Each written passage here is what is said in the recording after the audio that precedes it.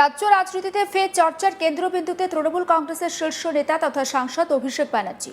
বিধানসভায় সই জালিয়াতি সংক্রান্ত তদন্তে তার হাজিরার নির্দেশ দেওয়া হয়েছিল। সেই অনুযায়ী সোমবার ভবানী ভবনে হাজির দেওয়ার কথা ছিল তার, কিন্তু নির্ধারিত সময়ে তিনি হাজির হননি বলেই সূত্রের খবর। এরপরে নতুন করে রাজনৈতিক মহলে শুরু হয়েছে আলোচনা। সূত্রের দাবি, অসুস্থতার কারণ দেখিয়ে সিআইডির তলব এড়িয়েছেন অভিষেক। তদন্তকারী সংস্থাকে একটি চিঠিও পাঠানো হয়েছে, আর সেই চিঠিতে তার শারীরিক অসুস্থতার কথা উল্লেখ করা হয়েছে বলে সূত্রের খবর।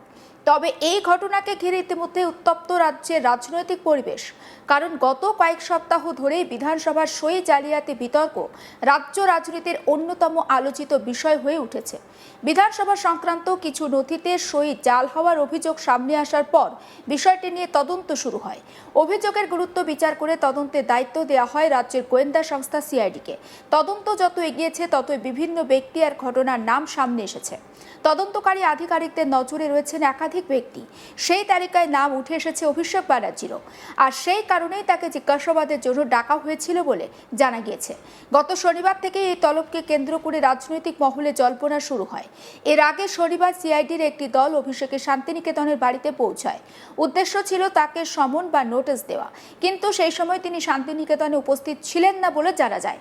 তদন্তকারী আধিকারিকরা সেখানে গিয়ে জানতে পারেন অভিষেক কালীঘাটের বাড়িতে রয়েছেন। এরপর তারা সেই বাড়ির উদ্দেশ্যে রওনা দেন। পরে কালীঘাটের বাড়িতে পৌঁছে তারা অভিষেকের সঙ্গে যোগাযোগের চেষ্টা করেন। সূত্রের দাবি, কিছু সময় অপেক্ষার পর অবশেষে তাদের সেই অপেক্ষা সফল হয়। অভিষেক ব্যানার্জি নিচে আসেন এবং তার হাতেই তারা নোটিশটা তুলে দেন। সেই নোটিশে উল্লেখ ছিল যে সোমবার তাকে ভবানী ভবনে হাজির হতে হবে, তদন্তে সহযোগিতা করতে হবে। এরপর থেকে শুরু হয়েছিল রাজনৈতিক মহলের সবথেকে বড় প্রশ্ন, অভিষেক ব্যানার্জি কি সত্যিই সিআইডির ডাকে হাজিরা দেবেন? কারণ গত কয়েকদিনে যে ঘটনাগুলো ঘটেছে তা তার শারীরিক অবস্থাকে নিয়েও বা শারীরিক অবস্থা নিয়েও প্রশ্ন তুলেছে। শনিবারই দক্ষিণ চব্বিশ পরগনার সোনারপুরে একটা উত্তপ্ত পরিস্থিতির মুখে পড়তে হয় অভিষেককে। দলীয় কর্মীর মৃত্যুর ঘটনায় শোক প্রকাশ করতে এবং পরিবারের সঙ্গে দেখা করতে সেখানে গিয়েছিলেন অভিষেক ব্যানার্জি, কিন্তু সেখানে পৌঁছানোর পর হঠাৎই পরিস্থিতি বদলে যায় এবং প্রত্যক্ষদর্শীদের একাংশের দাবি একদল মানুষ তার সামনে বিক্ষোভ দেখান। অভিযোগ ওঠে তার দিকে ডিম ছোড়া হয়, ধাক্কাধাক্কি হয়, এমনকি তার জামা ছিঁড়ে যাওয়ার মতো ঘটনাও সামনে আসে। তৃণমূলের তরফে অভিযোগ করা হয় অভিষেক ব্যানার্জির উপরে শারীরিক আক্রমণ চালানো হয়েছে, যদিও বিরোধী পক্ষের তরফে এই অভিযোগ নিয়ে পাল্টা বক্তব্য সামনে আসে। ঘটনার পর অবশ্য নির্ধারিত কর্মসূচি বাতিল করেননি অভিষেক। তিনি মৃত দলীয় কর্মীর পরিবারের সঙ্গে দেখা করেন, তাদেরও পাশে থাকার আশ্বাস দেন, কিন্তু সেই ঘটনার পর তার শারীরিক অবস্থা নিয়ে উদ্বেগ তৈরি হয়। তৃণমূল সূত্রে জানা যায় তিনি শারীরিকভাবে অসুস্থ বোধ করছিলেন। পরে তাকে হাসপাতালে নিয়ে যাওয়া হয় বলেও সেই খবর সামনে আসে। তবে এখানেও নতুন বিতর্ক। মমতা ব্যানার্জি অভিযোগ করেন হাসপাতালে নিয়ে যাওয়া হলে অভিষেককে ভর্তি নেওয়া হয়নি। এই অভিযোগ ঘিরে রাজনৈতিক মহলে শুরু হয় চর্চা। এরপর জানা যায় বাড়িতেই চিকিৎসাধীন রয়েছেন অভিষেক ব্যানার্জি। এই পরিস্থিতিতে সিআইডির তলবের দিন ঘনিয়ে আসার সঙ্গে সঙ্গে প্রশ্ন উঠতে থাকে তিনি আদেও ভবানী ভবনে যাবেন কিনা। অবশেষে সোমবার সেই প্রশ্নের উত্তর পাওয়া যায়। সূত্রের খবর, নির্ধারিত সময় ছিল দুপুর 12টা নাগাদ। সেই সময় ভবানী ভবনে হাজির হওয়ার কথা ছিল তার, কিন্তু সময় গড়িয়ে গেলেও তিনি সেখানে পৌঁছাননি। এরপরে জানা যায় অসুস্থতার কারণ দেখিয়ে তিনি তদন্তকারী সংস্থার কাছে সময় চেয়েছেন। সিআইডিকে পাঠানো চিঠিতে তার শারীরিক অবস্থার কথা উল্লেখ করা হয়েছে বলেই খবর। আর সমস্ত বিষয়টা নিয়ে আমার কলিগ অনির্বাণ সিংহ রায় তার রিপোর্টে কি রেখেছেন দেখাবো। এই মুহূর্তে পশ্চিমবঙ্গে পট পরিবর্তনের পর থেকে টিএমসির একাধিক নেতৃত্বকে ইতিমধ্যেই পুলিশি তলবের মুখে পড়তে হয়েছে, এবং শুধু তাই নয়, পুলিশ ছাড়াও কিন্তু আমরা দেখেছি ইডির হাতে গ্রেফতার হয়েছেন সুজিত বোস থেকে শুরু করে একাধিক তৃণমূল নেতারা।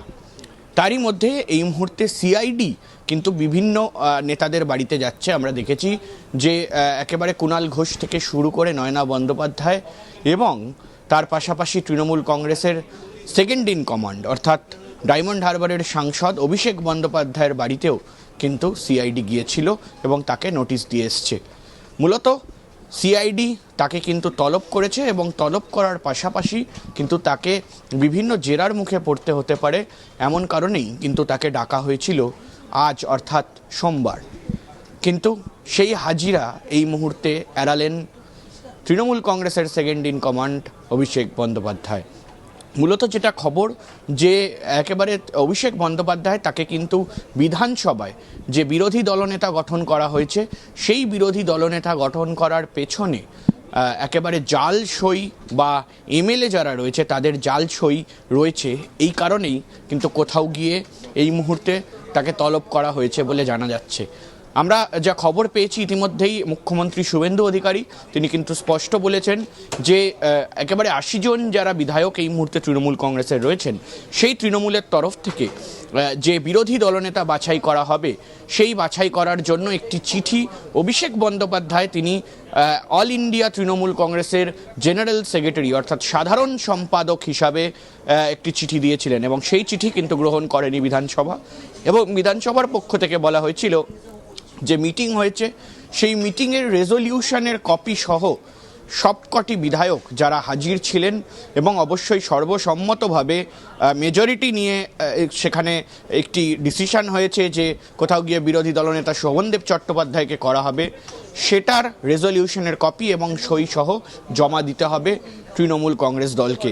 কিন্তু সেই চিঠি বা সেই রেজলিউশনের কপি পরবর্তীকালে জমা দেওয়া হলেও তৃণমূল কংগ্রেসের একাধিক বিধায়ক রয়েছেন যাদের এই মুহূর্তে নালিশ রয়েছে যে কোথাও গিয়ে কিন্তু এই মুহূর্তে দাঁড়িয়ে এই যে পেপার যে রেজলিউশন পাস করা হয়েছে সেই রেজলিউশনে তাদের সই করানো হয়নি এবং সেই সই জাল করে ব্লক লেটারে নাম লিখে পাঠিয়ে দেওয়া হয়েছে বিধানসভার স্পিকারের কাছে।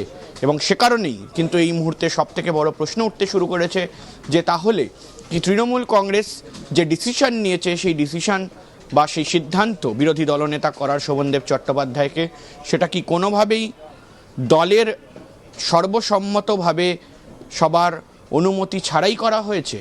এই নিয়ে কিন্তু প্রশ্ন ইতিমধ্যেই তুলে দিয়েছেন শুভেন্দু অধিকারী। তিনি অভিযোগ করেছেন যে দলের দুই বিধায়ক ঋতব্রত বন্দ্যোপাধ্যায় এবং তার পাশাপাশি সন্দীপন সাহা এন্টালির বিধায়ক তারা দুজন মিলেই কমপ্লেন করেছেন এবং একাধিক বিধায়ক তারা বলছেন যে তারা নাকি সেখানে সই করেনি। অর্থাৎ সে জায়গায় দাঁড়িয়ে কিন্তু এই সিআইডির যে তলব সেই তলব অভিষেক বন্দ্যোপাধ্যায়কে করা হয়েছে জেনারেল সেক্রেটারি হিসাবে, কিন্তু তিনি এই হাজিরা এড়ালেন কারণ তিনি বললেন যে তিনি অসুস্থ।